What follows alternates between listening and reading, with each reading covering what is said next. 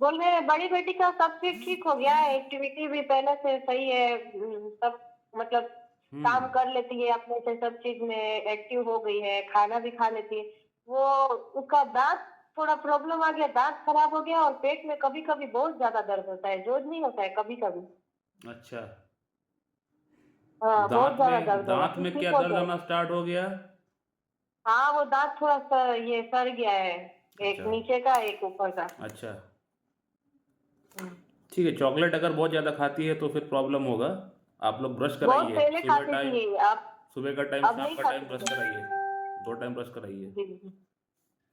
पेट में जो दर्द होता है, कोई साइड है? राइट साइड, लेफ्ट साइड, बीच में कोई साइड पकड़ के वो दर्द करता बीच है? में, बीच बीच में में, नाभि के पास दर्द नाभि करता के है। पास। अच्छा। हाँ, क्या कभी स्टूल कभी होता में, है, स्टूल डेली में नहीं कुछ आपको दिखता है? उसका पैखाना में कुछ छोटे छोटा सा कुछ आपको दिखता है? कुछ छोटा छोटा वर्म्स जैसा कुछ होता। दिखता है आपको?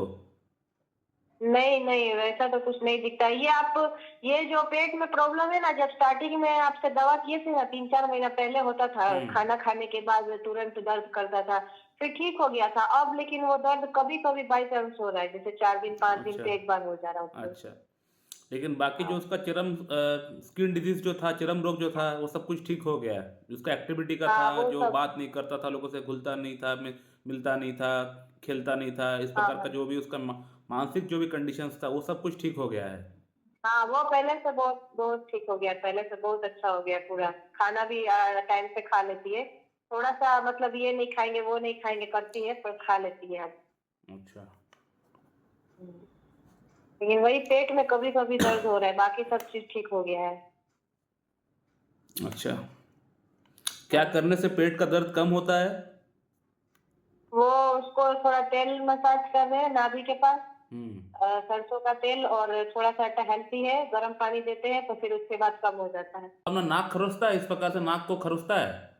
एनी टाइम नाक में उसका फिंगर रहता है, नाक में फिंगर डाल के ऐसे ऐसे मतलब अपना क्लीन करती रहती है एनी टाइम। अच्छा। ज्यादा नाक में फिंगर डालती है वो। अच्छा।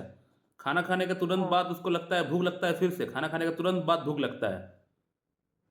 नहीं, वो अब टाइम पे खा लेती है तीनों टाइम, मतलब हाँ, पहले से अपने से मांगने लगी है, पहले मांगती नहीं थी, जब तक नहीं पहले तो दीजिएगा भूख नहीं उसको लगता बोलेगी नहीं आप। था, लेकिन अभी भूख उसको लगता है। हाँ, अब भूख लगता है, खाना खा लेगी, फिर 1-2 घंटा बाद फिर कुछ मांगती है, फिर कुछ खाने को दो। हाँ। अच्छा। ठीक है। हम्म। क्या उसका वेट दिन इसके पर दिन कम हो रहा है?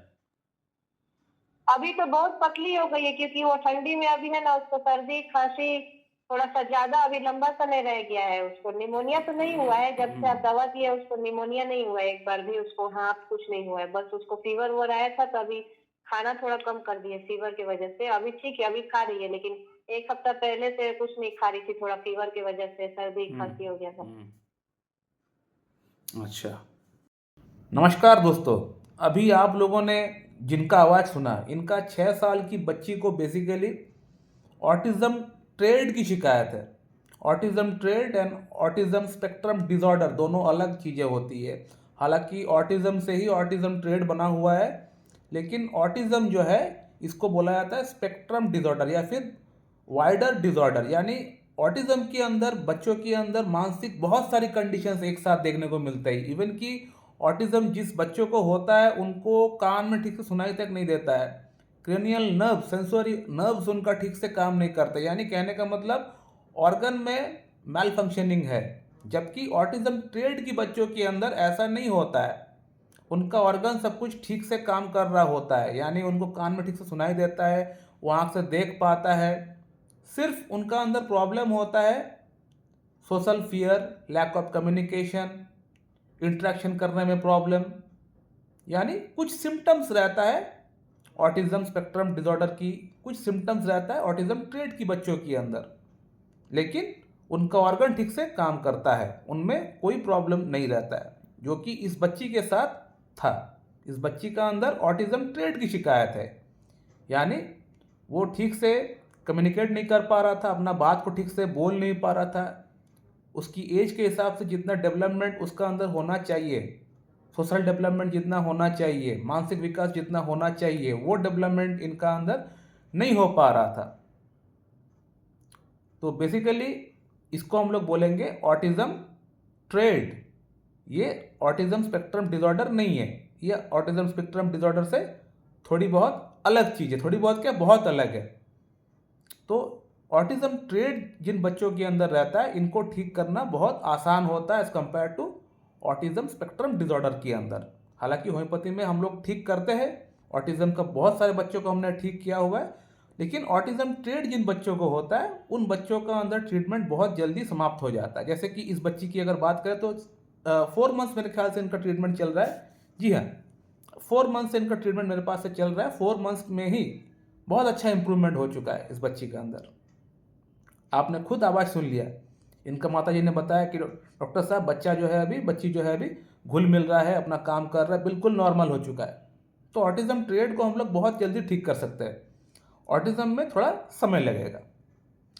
अब बात करते हैं इसका पीछे क्या कारण, क्या कॉज हो सकता है, क्यों बच्चों को ऑटिज्म आजकल क्यों इतना बढ़ रहा है। बेसिकली देखिए, ये जो कारण है ये तो अभी तक जो है इडियोपैथिक है, साइंस कुछ बोल नहीं पाई है। लेकिन एक कारण जो देखा गया है, जिन पेरेंट्स के अंदर कॉन्सैंग्यूइनस मैरिज हुआ है, यानी ऐसा कोई पेरेंट्स जो कि अपने क्लोज ब्लड रिलेशन में शादी किए हैं, यानी जिन दोनों का जीन सेम है, उन पेरेंट्स के अंदर ऐसा प्रॉब्लम होते हुए अक्सर देखा गया है। क्योंकि मेरे पास जो ऑटिज्म या फिर ADHD की जो बच्चे जो आते हैं, कहीं ना कहीं मैं देखा हूँ कि वो लोग कॉन्सैंग्यूइनस मैरिज के अंदर लिप्त है, यानी क्लोज रिलेशन में शादी की है, यानी अपना ब्लड रिलेशन में कहीं ना कहीं शादी की है, अपने कज़न से शादी की है।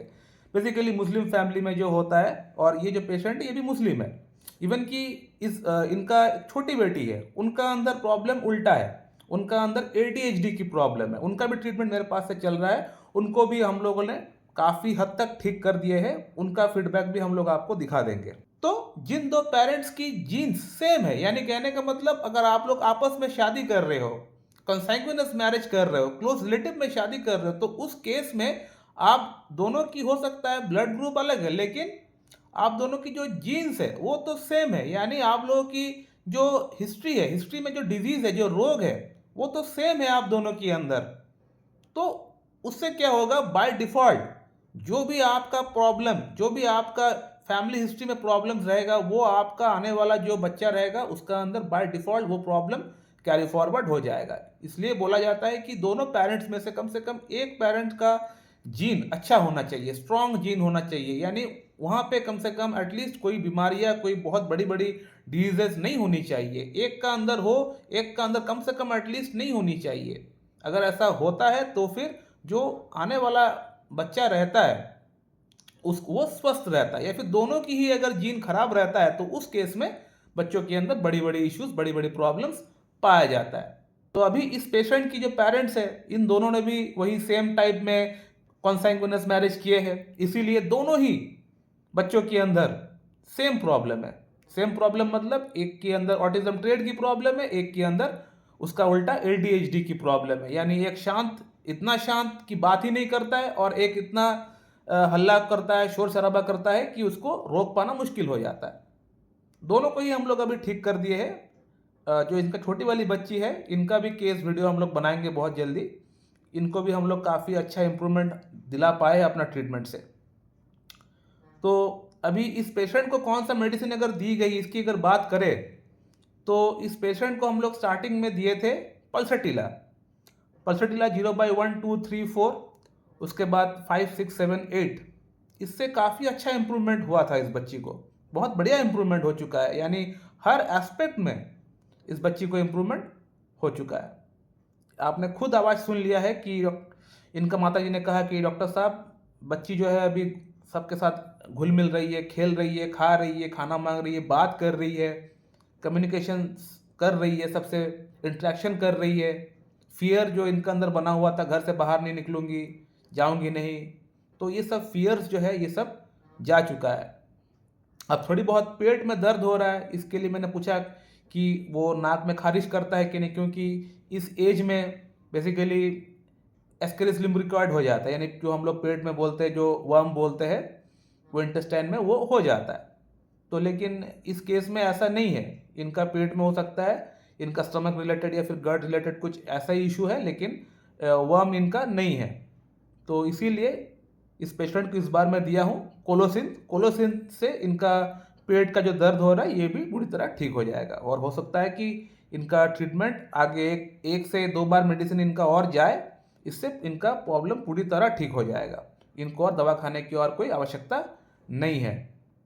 सो माय डियर फ्रेंड, आप लोगों ने देख लिया कि होम्योपैथी का एफिकेसी क्या है, होम्योपैथी क्या कर सकता है। ऑटिज्म जैसी कंडीशन को भी हम लोग ठीक कर सकते हैं, लेकिन उसको करने के लिए सटीक होम्योपैथी की नॉलेज होनी चाहिए। 8, 10, 15, 20 मेडिसिन एक साथ देंगे, तुक्का मारेंगे, सोचेंगे कि प्रॉब्लम ठीक हो जाएगा, ऐसा नहीं। होम्योपैथी एक आर्ट है, एक कला है। इस कला को आपको जानना पड़ेगा, सीखना पड़ेगा। कॉन्स्टिट्यूशनल ट्रीटमेंट करने के लिए किस प्रकार से क्या आपका अप्रोच होना चाहिए, ये आपको जानना पड़ेगा। तभी जाके आप पेशेंट का ट्रीटमेंट कर पाएंगे। साथ में पेशेंट की डिजीज़ की नॉलेज भी आपको होनी चाहिए, तभी जाके आप ट्रीटमेंट कर पाएंगे। सो माय डियर फ्रेंड, अगर आप लोगों का मन में कोई प्रश्न है तो आप लोग कर सकते हैं, मैं उसका आप लोगों को रिप्लाई दे दूंगा। So thank you very much and have a good day.